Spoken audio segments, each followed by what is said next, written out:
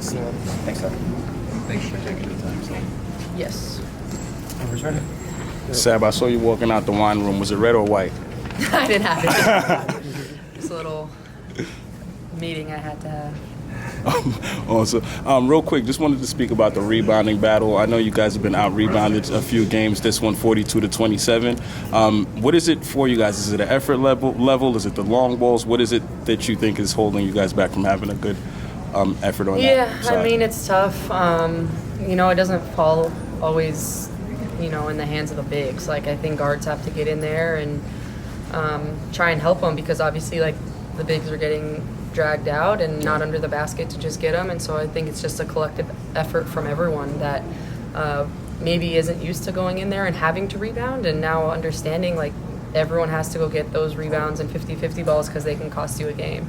Sab, I just want to ask you about how you felt you dealt with Michaela and then also Atkins in terms of the team defense, in terms of trying to deny them the spots, but when Atkins is making those shots from 25, 26 feet, Yeah, I mean, she hit some good shots. It's what she does. She's a great player, and I don't think we made things as difficult as we could have for them, especially when they got hot. And I think that's something that we just need to do better in terms of understanding who's playing well at that specific moment and taking things away. And obviously for them it was in the paint, like their ability to get into the paint. Obviously they have great bigs who are able to get in there, and so I think for us it's just understanding how we can make those adjustments in game. Sabrina, Tuesday you guys had one of your best wins of the season, and then today kind of collectively as a team laid an egg. Being consistently inconsistent has been an issue for this team all season. I mean, how frustrating is it that, we're 8 games left in the season, we're still talking about the same issues? Yeah, I mean, it's always tough, especially having to understand when you give a team hope.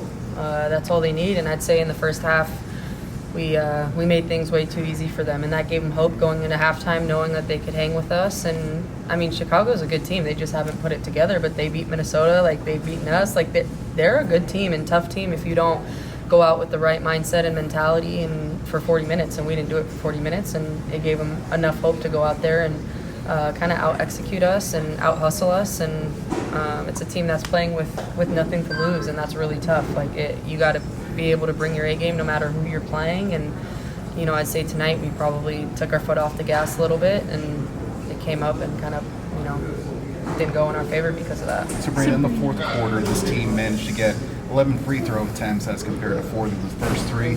You had a tie in the rebounding battle after the first quarter, I believe. What's preventing this team from finding a sense of consistency, particularly in the physical portions of the game?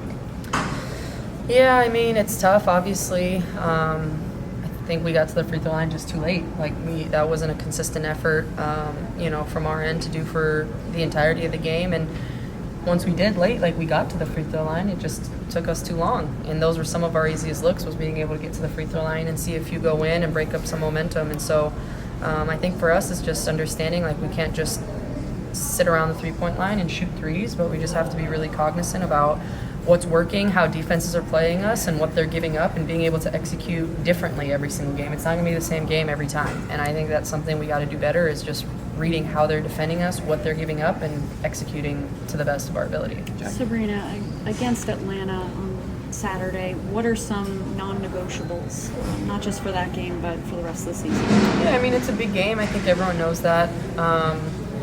Two teams kind of right there battling it out, and for us it's just going to be able to bring the toughness for 40 minutes and be on our front foot. I think understanding, obviously they're big, they shoot the ball really well, they have super dynamic guards, but so do we. So I think for us it's just understanding we have to go in there, and they're not going to lay down and give it to us. We got to go in and take it.